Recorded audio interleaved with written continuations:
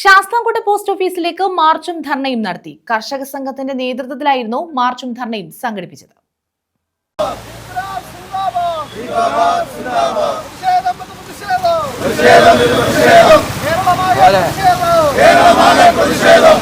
രാസവള വില വർധനവിൽ പ്രതിഷേധിച്ചാണ് ശാസ്താംകോട്ട പോസ്റ്റ് ഓഫീസിലേക്ക് മാർച്ചും ധർണയും സംഘടിപ്പിച്ചത്. കർഷക സംഘം കുന്നത്തൂർ ഏരിയ കമ്മിറ്റിയുടെ നേതൃത്വത്തിലായിരുന്നു മാർച്ചും ധർണയും. സംസ്ഥാന കമ്മിറ്റി അംഗം ചാന്ദിനി ഉദ്ഘാടനം നിർവഹിച്ചു.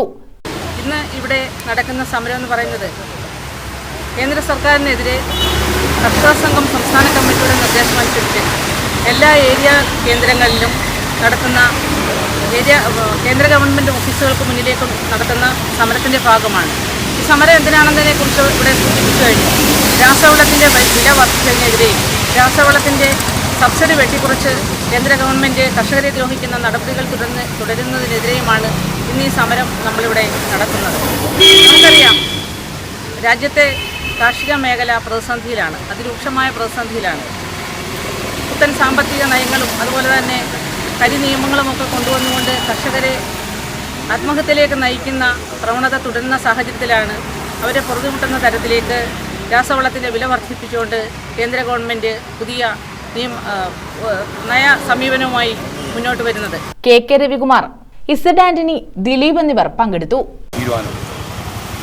കഴിഞ്ഞ 2 വർഷക്കാലങ്ങൾ പരിശോധിച്ചു കഴിഞ്ഞാൽ ഈ 2 വർഷക്കാലം കൊണ്ട് ഏതാണ്ട് 84,000 കോടി രൂപയാണ് രാസവളത്തിൻ്റെ സബ്സിഡി ഇനത്തിൽ കേന്ദ്ര സർക്കാർ വെട്ടിക്കുന്നത്.